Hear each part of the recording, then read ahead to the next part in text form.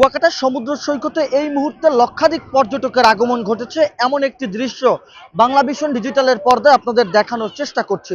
আপনাদেরকে জানিয়ে রাখতে চাই, আজকে সাপ্তাহিক ছুটিকে কেন্দ্র করে কুয়াকাটায় প্রথম সারির হোটেলগুলো 100% বুকিং থাকলেও তবে দ্বিতীয় এবং তৃতীয় সারির হোটেলগুলো কিন্তু তারা কাঙ্ক্ষিত বুকিং পাননি।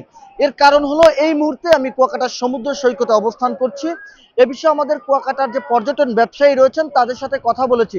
তারা জানানোর চেষ্টা করছেন যে ঢাকা এবং কুয়াকাটার যে সড়ক যোগাযোগ রয়েছে সেখানে উন্নতি হওয়ার কারণে কিন্তু কুয়াকাটায় আগত পর্যটক বেড়েছে, তবে রাত্রি যাপন করার জন্য পর্যটক একেবারেই কম রয়েছে কুয়াকাটায়।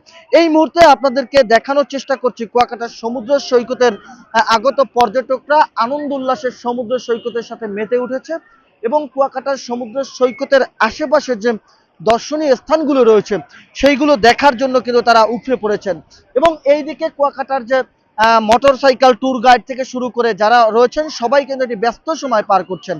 তবে একটি অভিযোগের বাণীও কিন্তু পর্যটকরা ছুড়ে দিয়েছেন। তারা বলার চেষ্টা করছেন যে খাবারের মান ভালো না থাকার কারণে তারা একেবারেই একটি দুশ্চিন্তায় পড়েছেন।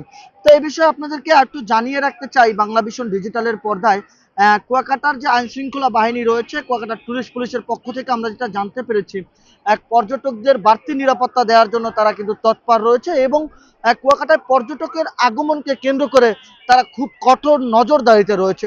তো এই মুহূর্তে আপনাদেরকে সমুদ্র সৈকতটি আবারও বাংলা ভিশন ডিজিটালের পর্দায় দেখিয়ে রাখার চেষ্টা করছি। কুয়াকাটার সমুদ্র সৈকতে আগত পর্যটকরা কেউ ছাতা বেঞ্চে বসে তারা গভীর সমুদ্র উপভোগ করছেন, কেউ সমুদ্রের ভিতরে যে দর্শনীয় স্থানগুলো রয়েছে ফাতরার বন, ট্যাংরাগেরি এবং চরবিজয় সবগুলো কিন্তু তারা ভ্রমণ করার জন্য চেষ্টা করছেন। এবং আপনাদেরকে একটু স্পষ্টভাবে জানিয়ে রাখতে চাই, বাংলা ভিশন ডিজিটালের পর্দায় স্থানীয় যে মৎস্য বন্দরগুলো রয়েছে কুয়াকাটার আশেপাশে সেই মৎস্য বন্দরও কিন্তু পর্যটকরা ভ্রমণ করেছে, এমন একটি দৃশ্য আমরা দেখেছি।